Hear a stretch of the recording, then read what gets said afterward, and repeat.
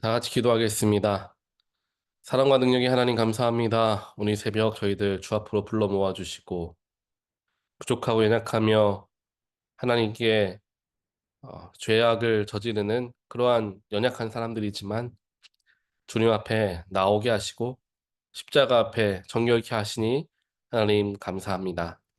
날마다 주 앞에 서게 하시고 십자가 앞에 나아가게 하여 주시어 매일매일 짓게 되고 반복하는 우리의 죄악들을 주께 회개함으로 깨끗함을 얻어 저희들이 빛 가운데 거하는 빛의 자녀들 되어질 수 있도록 하나님 축복하여 주시옵소서. 나를 위하여 모든 물과 피를 쏟으신 예수를 기억하게 하시고 그 예수의 십자가의 능력이 지금도 나와 함께하는 줄 믿고 신뢰하게 하여 주시옵소서. 또한 그 속죄의 은혜는 나만을 위한 은혜가 아니라 온 인류를 향한 하나님의 은혜였음을 기억하게 하여 주시어 십자가를 통하여 온 세계에 평화가 임하는 놀라운 일들이 일어나게 하여 주시옵소서. 오늘도 저희들에게 주 앞에 나올 수 있는 마음을 허락하시었사오니 오늘 말씀을 묵상하고 기도하는 가운데 주님을 만나게 하시고 주님의 음성을 듣게 하시며 뜻을 알게 하여 주시옵소서.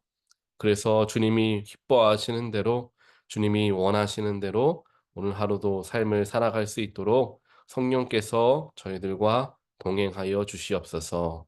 이 모든 말씀 예수 그리스도 이름으로 간절히 기도합니다. 아멘. 하나님 말씀 함께 보겠습니다.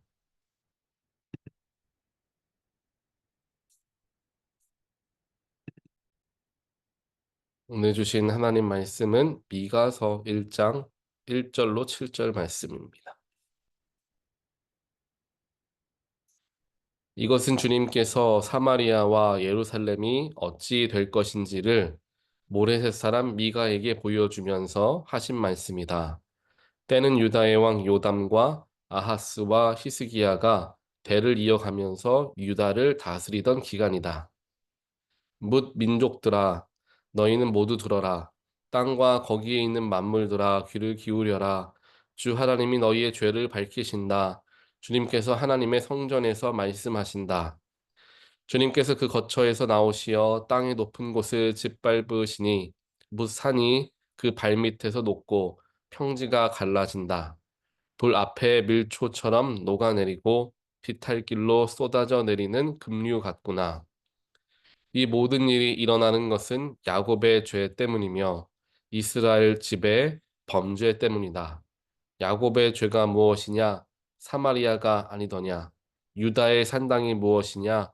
예루살렘이 아니더냐? 내가 사마리아를 빈들의 폐허로 포도나 가꿀 밭으로 만들겠다. 그 성의 돌들은 골짜기에 쏟아붓고 성의 기초가 드러나게 하겠다. 색에서 만든 우상을 모두 박살내고 몸을 팔아서 모은 재물을 모두 불에 태우고 우상을 모두 부수어서 쓰레기 더미로 만들겠다. 몸을 팔아서 화대로 긁어 모았으니 이제 모든 것이 다시 창녀의 몸값으로 나갈 것이다. 아멘. 오늘 8월 달 8월 1일에 접어 들었습니다. 8월에 들어가면서 우리가 이제 미가서부터 이제 보는데요. 이제 소선지서들을 이제 쭉 이제 보게 됩니다. 8월 달에도 보게 되는데요.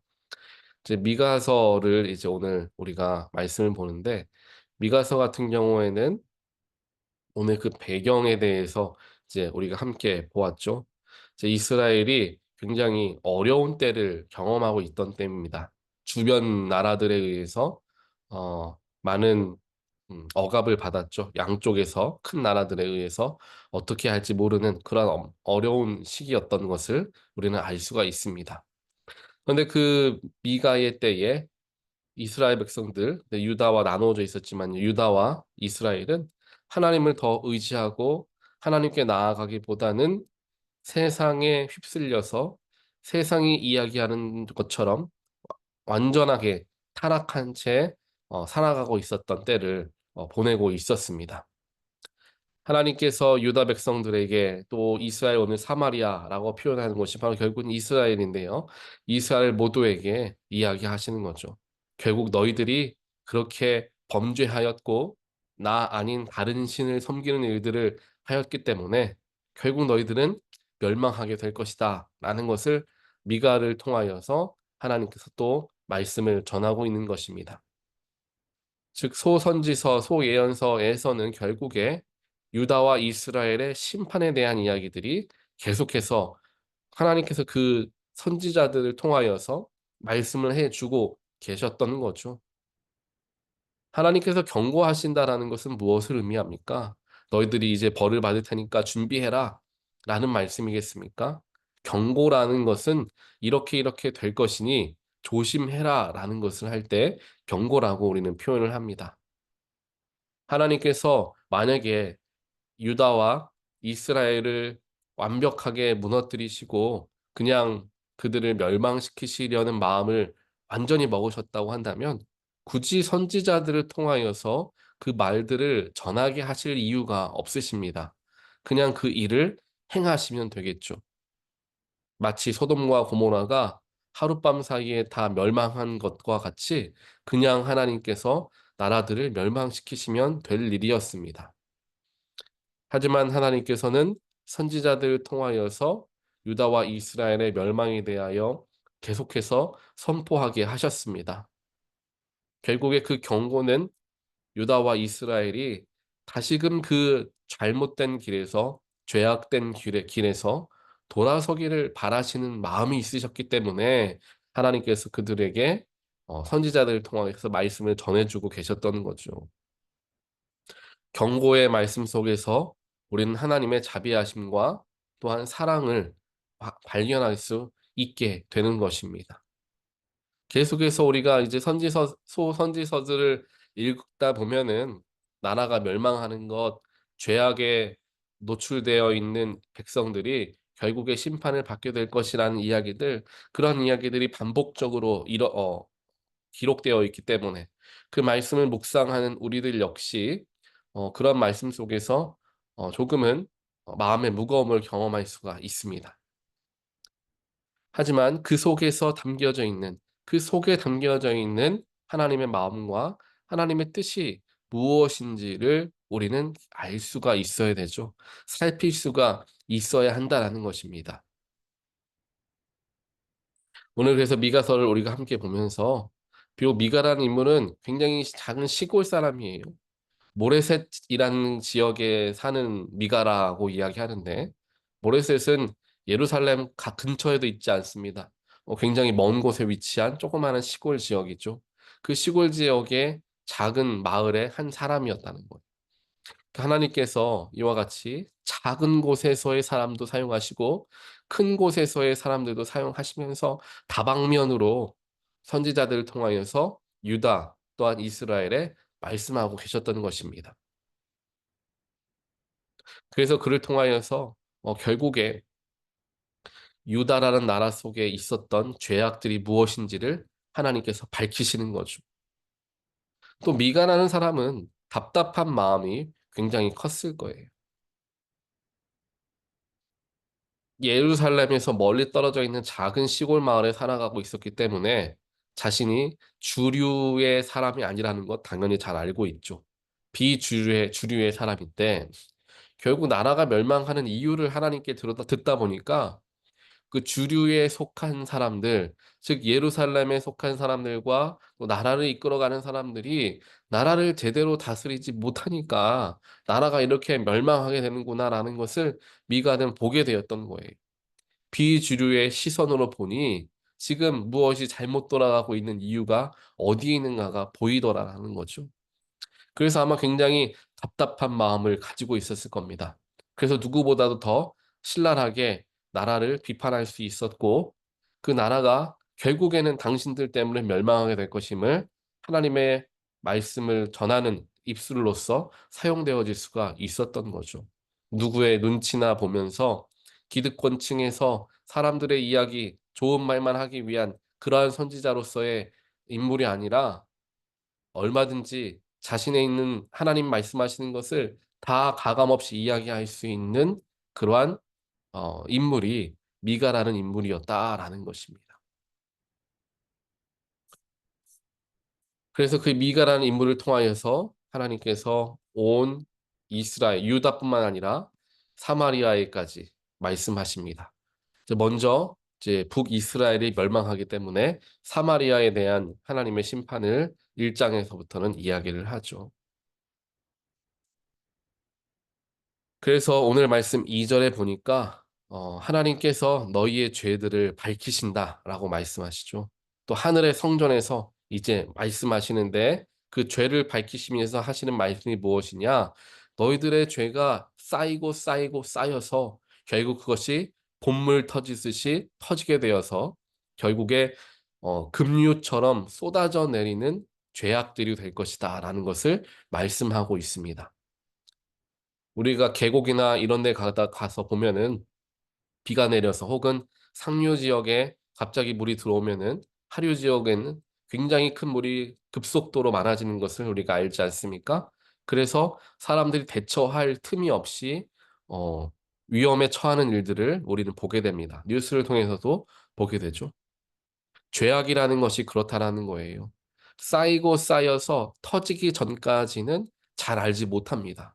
눈에 보이지 않아요. 무디어서 눈에 보이지 않습니다. 그 죄가 얼마나 큰 죄인지, 그 죄가 얼마 동안 쌓여 있는 죄인지, 언제든지 터질 수 있는 것인지를 알지 못한 채 그냥 살아간다는 거예요. 하지만 그것이 한번 터지기 시작하면 감당할 수 없을 정도로 삶에 큰 영향을 미치고 말게 되는 거죠. 그래서 사람이 그 죄악 때문에 완전히 무너지는 일들이 갑작스럽게 일어날 수 있다라는 것을 의미하는 것입니다.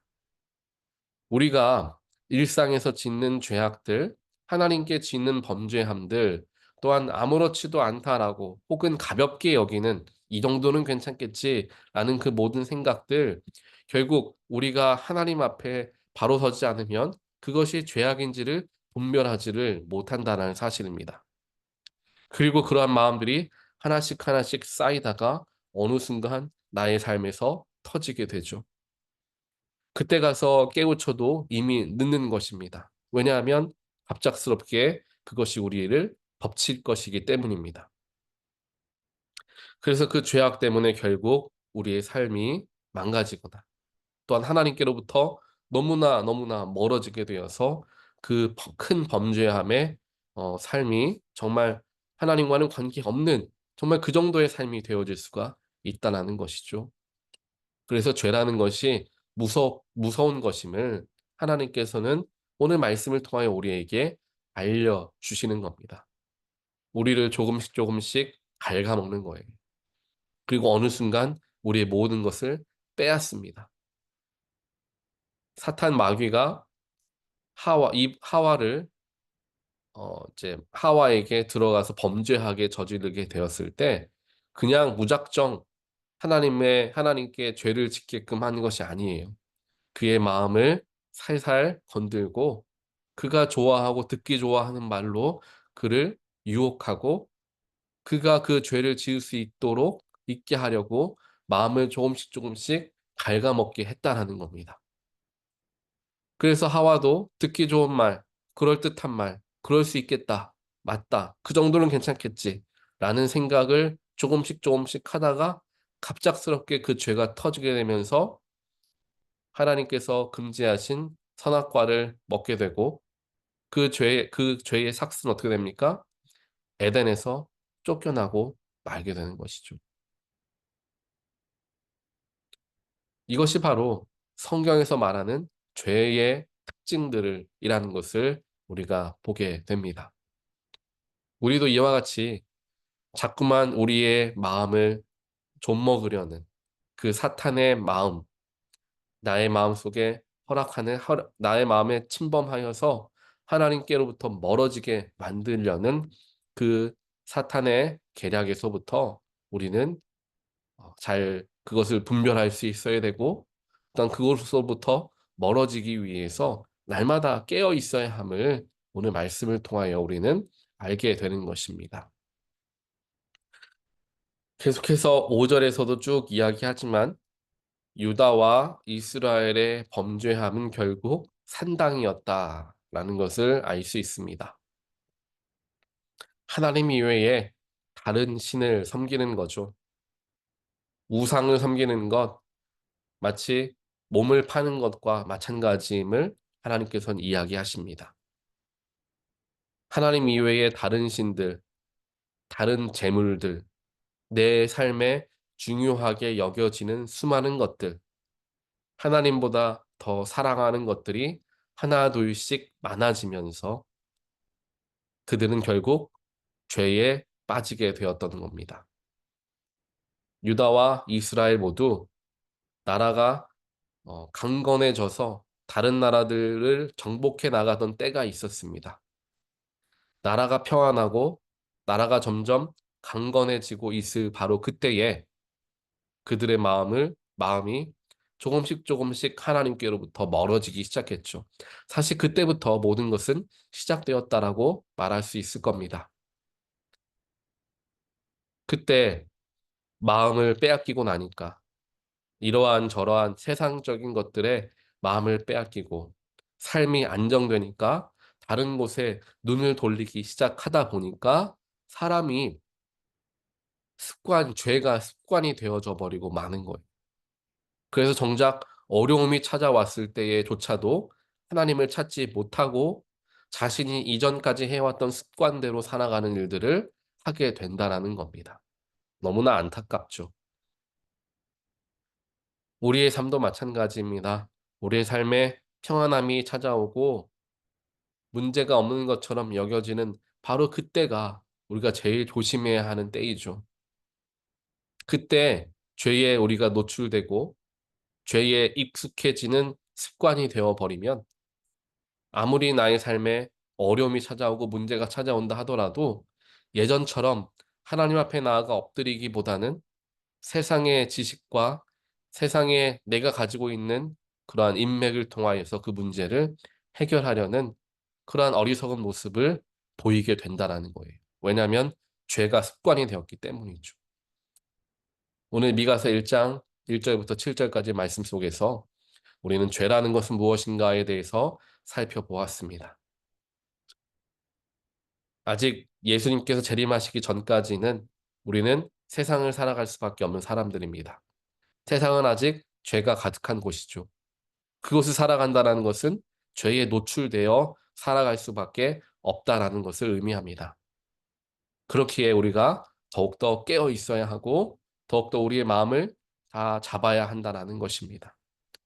죄가 아무리 나의 마음을 유혹하고 쉬운 길로, 편안한 길로, 넓은 길로 이끌려고 한다 할지라도 몸이 편하고 또한 내가 좋아하는 것을 바라보며 살아가는 것이 결코 온전한 행복을 주지 못함을 우리가 기억하고 조금은 힘든 길이다 할지라도 조금은 좁은 길이고 남들이 많이 가지 않는 길이다 할지라도 그 길을 향하여 나아갈 때 오히려 그 속에서 주어지는 놀라운 은혜와 축복이 임함을 우리가 기억하고 그 좁은 길로 걸어가게 되는 저와 여러분의 귀한 삶이 되시기를 주님의 이름으로 간절히 축원드립니다.